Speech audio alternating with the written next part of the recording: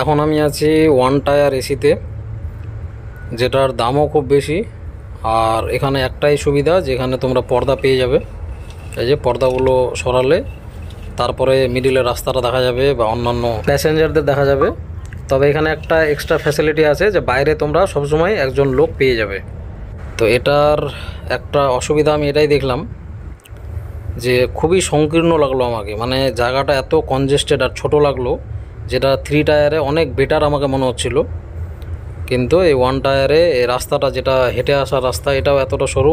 তবে একটা কি, মিডিল বাসটা যেহেতু নেই, এই যে দেখো তোমরা দরজাটা কত সরু লাগছে। আর উপরের সিটটাও অনেকটাই কনজেস্টেড মনে হলো আমার। আর কোনো লোক হেঁটে যখন আসছে তখন দুজন লোক পাশাপাশি পার হতে পারছে না, যেটা থ্রি টায়ারে খুবই আরাম করে দুটো লোক ইজিলি পার হতে পারবে। হয়তো পর্দাগুলোর জন্য একটু কনজেস্টেড করা হয়েছে, একটু চাপিয়ে দেওয়া হয়েছে। এখন ফিতা দিয়ে মাপলে সেটা সঠিকভাবে বোঝা যাবে, কিন্তু আমাকে খুবই সংকীর্ণ লাগলো। এর থেকে থ্রি টায়ার অনেক বেটার লেগেছে আমাকে। তবে এখানে একটা সুবিধা আছে, এই যে চার্জার পয়েন্টটা তোমরা পেয়ে যাচ্ছ, ওখানেও আছে চার্জার পয়েন্ট একদম সিটের পাশেই। আর এর উল্টো দিকে লাইট আছে, ওটাতেও লাইট ছিল।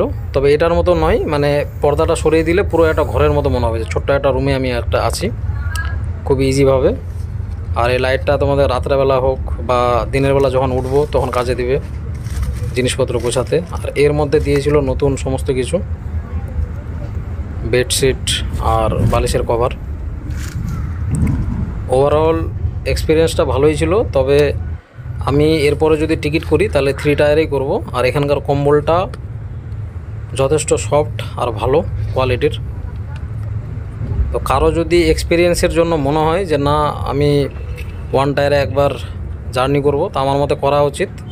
দেখো রাস্তাটা কতটা সংকীর্ণ, এই যে সাইড দিয়ে আসতে হচ্ছে। এই ছিল এক্সপিরিয়েন্স। আজকের ভিডিওটা এতটুকুই।